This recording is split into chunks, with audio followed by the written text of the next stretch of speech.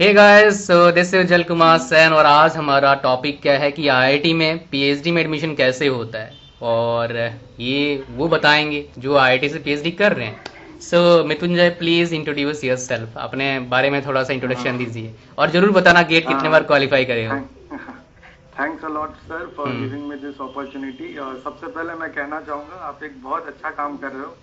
और आप काफ़ी मतलब जब हम अपने टाइम में थे तो हमें बहुत मेहनत करना पड़ता था ये सब जानने के लिए, लेकिन अभी सोशल मीडिया के एज में आपने आप बहुतों का काम बहुत आसान कर रहे हो। तो first of all I would like to give a lot of credit to you for this. और एंड पहले बता दूं, आप सर मत स्टार्टिंग बोलो, आप मेरे दोस्त हो। तो नहीं नहीं सर बोलने वो की तो जरूरत नहीं है। नहीं नहीं सर वो तो ठीक ही है हाँ। मतलब। फिर सबसे पहले मैं बताना चाहूँगा मैं मृत्युंजय हूँ। हम्म। और अभी मैं आईआईटी आश्रम धनबाद से पीएचडी कर रहा हूँ मैकेनिकल इंजीनियरिंग में। तो सबसे पहले जैसे जो प्रोसेस है इसका आपको पीएचडी में एडमिशन करने के लिए आपको सबसे पहले मतलब एमटेक तो क्राइटेरिया रहता ही है, एमटेक करना होता है।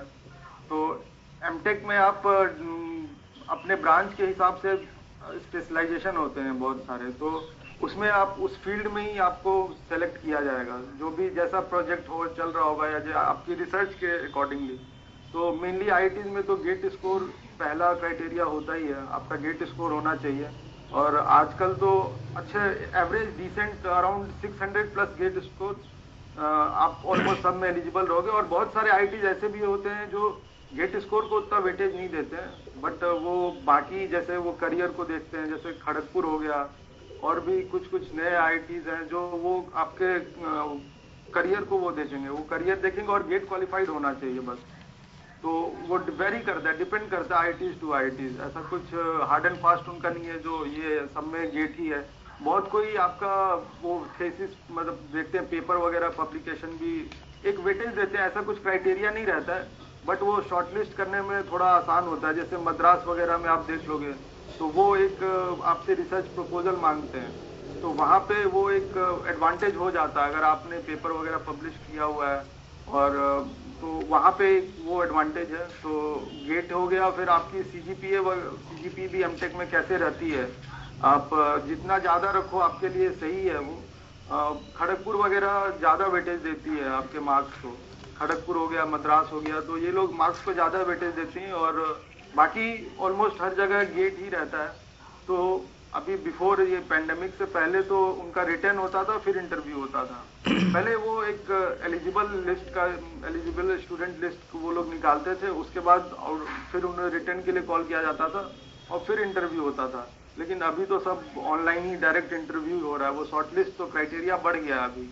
जैसे अब गेट स्कोर ज्यादा रहता है रिक्वायरमेंट, आपका सीजीपीए ज्यादा पे वो लोग शॉर्टलिस्ट करते हैं डिपेंडिंग ऑन देयर वैकेंसी, मतलब उनमें कितनी मतलब अभी उनको लेना है, उनके पास प्रोजेक्ट कितना है, फैकल्टी क्या किस पे काम कर रही है, वो सब डिपेंड करता है बहुत कुछ।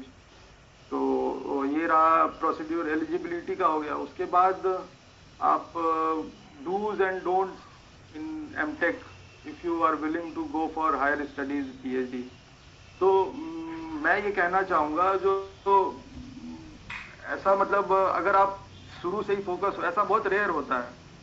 जितने भी आउट ऑफ 100% मैं तो देख के आया हूँ, 100% में से और 80% का तो बस ये होता है जो चलो प्रिपेयर कर रहे हैं तो ऐसे बैक ड्रॉप करना सही नहीं होता, बिल्कुल सही डिसीजन होता है, लेना भी नहीं चाहिए ड्रॉप।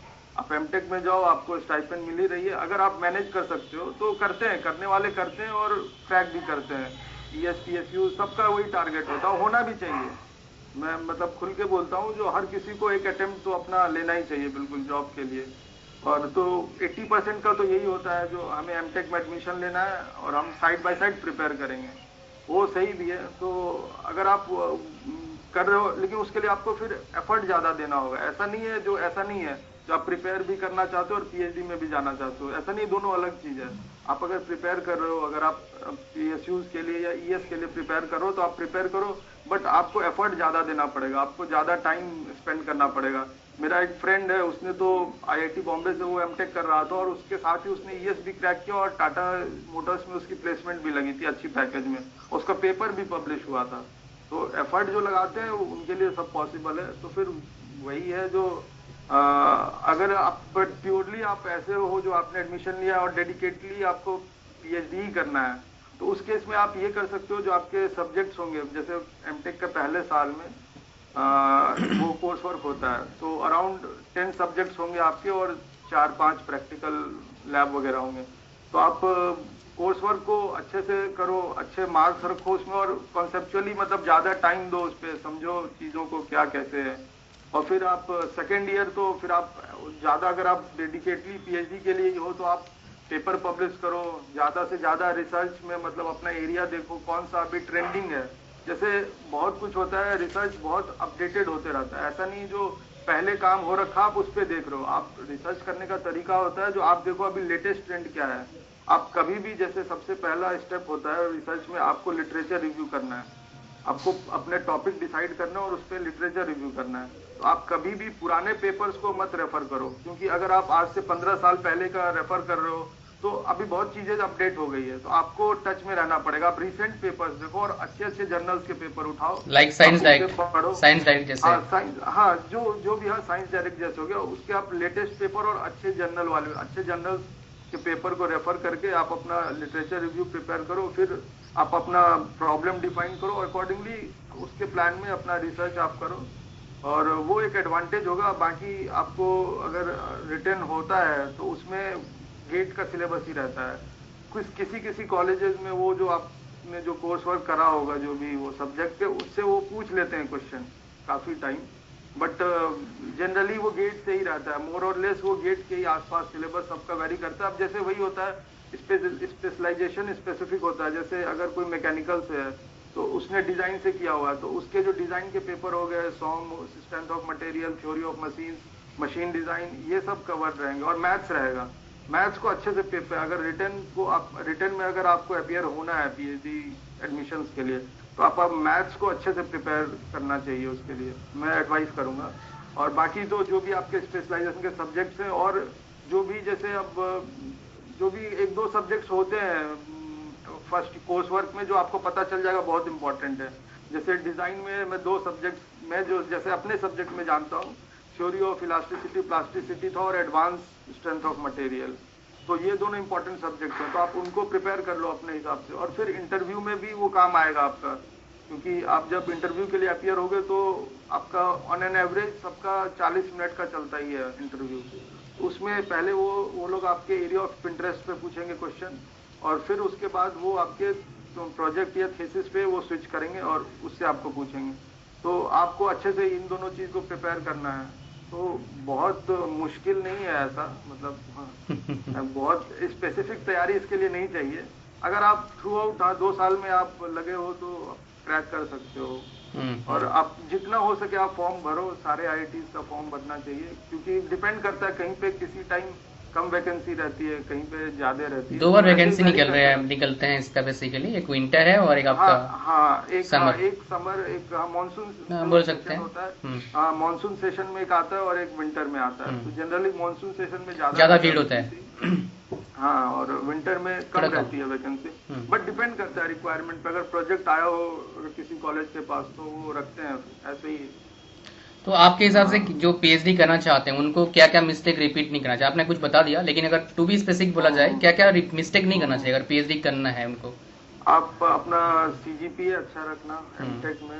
उसके बाद आप थीसिस में अच्छे से थीसिस बनाना, ऐसा नहीं जो जैसे ऐसे होता है जनरली जो पहले से बना हुआ है उसको मॉडिफाई करके डाल दिया। हाँ उसको कर दिया, और कॉलेज वाले ने भी ज्यादा ऑब्जेक्शन नहीं किया तो वो डिग्री भी मिल जाती है, सबको इतना नहीं रहता है। लेकिन जनरली आप उस पर ऑनेस्ट रहना, अपने काम पे ऑनेस्ट रहना, ऑनेस्टी दिखाना है बस। तो कॉन्फ्रेंस वगैरह आप कर लो एमटेक में, तो इतना आसान, मतलब करने वाले तो करते हैं, पेपर वगैरह भी पब्लिश करते हैं, बट उसमें अगर नहीं हो पाता इनकेस आपका पेपर पब्लिश, तो आप एटलीस्ट एक कॉन्फ्रेंस पेपर तो जरूर पब्लिश करवाना चाहिए। मतलब मैं बोलूँ, एडवाइस दूंगा, उससे आपको एक रिसर्च का एक ब्रॉड व्यू, मतलब एक व्यू मिल जाता है जो कैसे आगे करना है रिसर्च वगैरह। तो खुद के लिए भी अच्छा रहेगा और वो एक एडवांटेज भी रहेगा अगर आप अपियर करते हो पीएचडी एडमिशन के लिए। तो यही है बेसिकली। और गेट तो मैं बोलूंगा आप कुछ भी करो, आप गेट तो देते ही रहो, क्योंकि अगर आप गेट कितने बार क्वालिफाई करा आपने? मैंने तो 5 बार करा था। नहीं, थोड़ा ज्यादा बार मेरे हिसाब से। चलो ठीक है। अच्छा। तो अगर आप मैकेनिकल इंजीनियरिंग में हो या फिर आप कोर ब्रांचेस से हो, सिविल में हो या इलेक्ट्रिकल में हो, तो फिर गेट तो आपको देने, अगर आप इस फील्ड में रहना चाह रहे हो, टेक्निकल फील्ड में रहना चाह रहे हो और एकेडमिक से ही जुड़े रहना चाहते हो, तो आपको मतलब देना ही पड़ता है गेट, और कोई ऑप्शन नहीं है। तो वही है। तो फिर और मैं कहना चाहूँगा, अगर रिसर्च में किसी को है, मतलब ये भी आप जैसे बहुत बता रहे थे, बहुत लोग पूछ रहे थे जो आफ्टर पीएचडी क्या स्कोप है। राइट।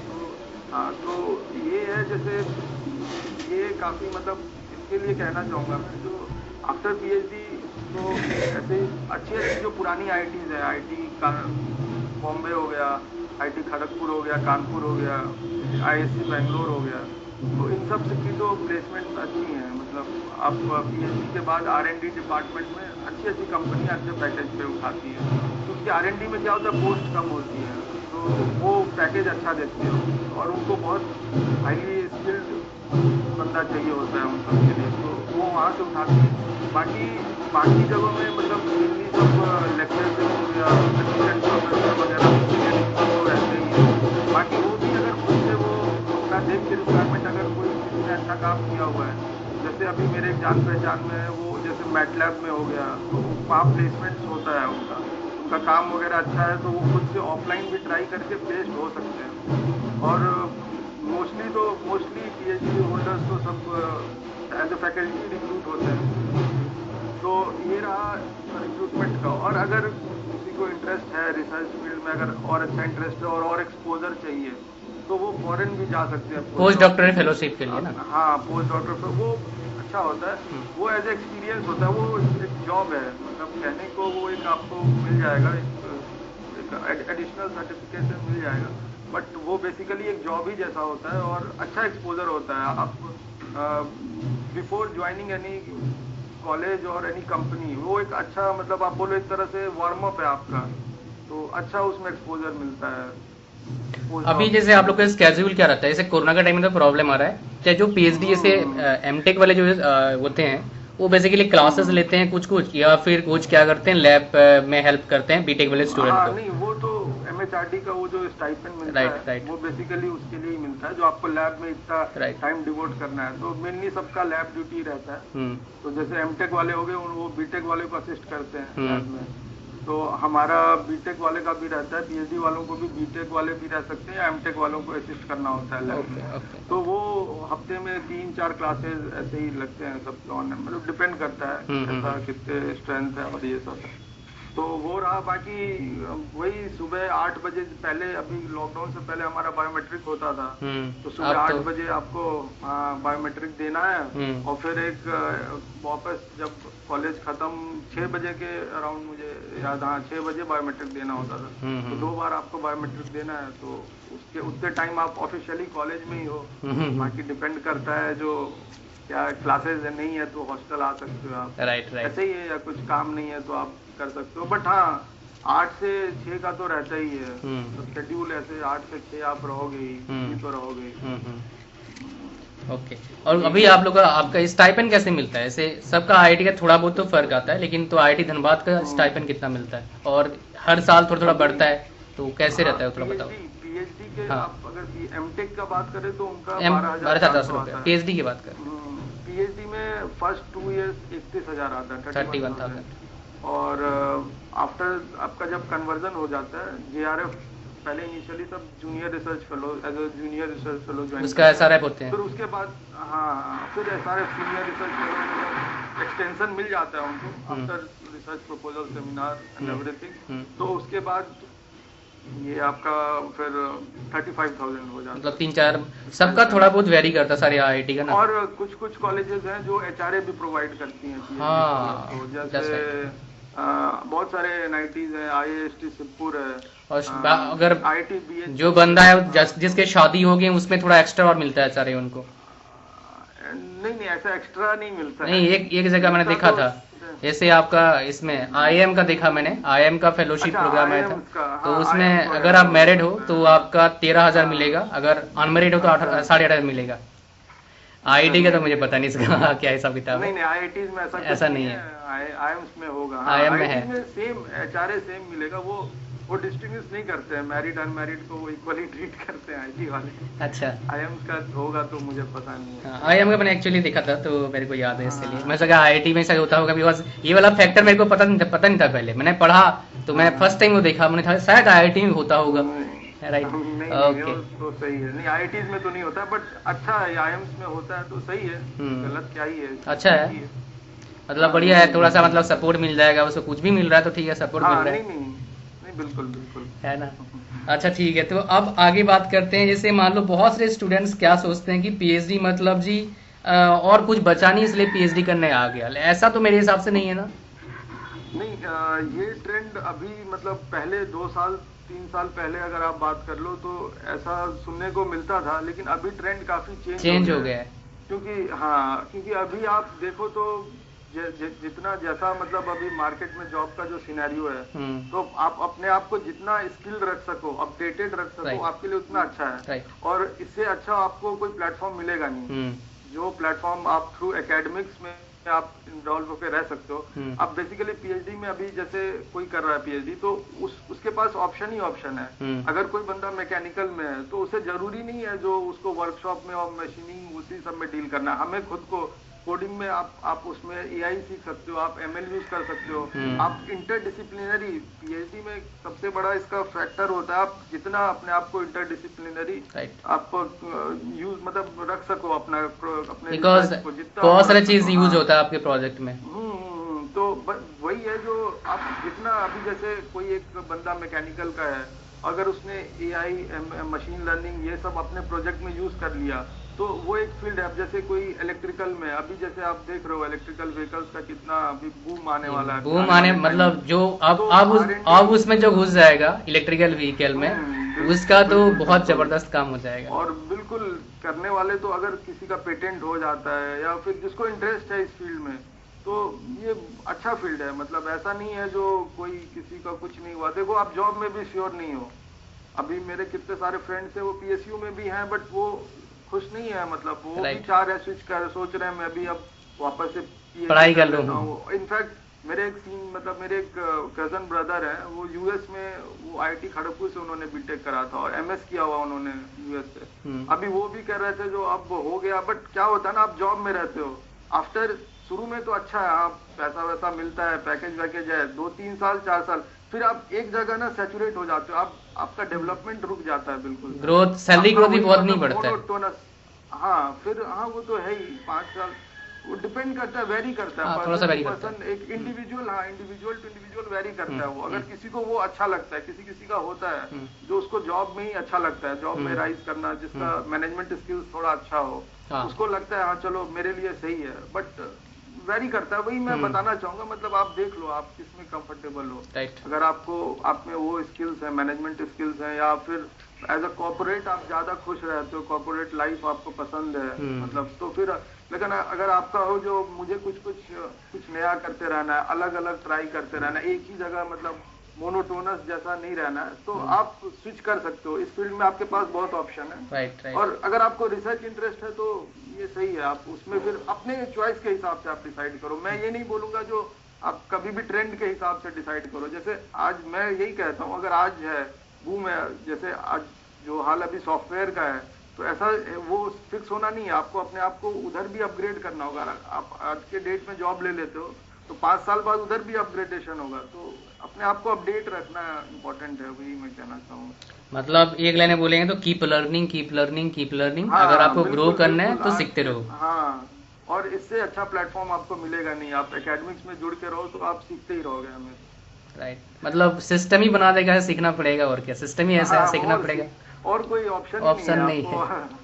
सो गाइस और कुछ अच्छा आप दो ना, एक टिप्स बोलूंगा, दो नहीं, नंबर 1 टिप्स, खाली एक आप क्या टिप्स देंगे बच्चों को कि उनके लाइफ में कुछ कम से कम 5% इम्पैक्ट पड़े, एटलीस्ट 5%। एक ऐसा कुछ टिप्स जिनके उनके लाइफ में 5% इम्पैक्ट पड़े, मिनिमम 5% इम्प्रूवमेंट हो, एक टिप्स है।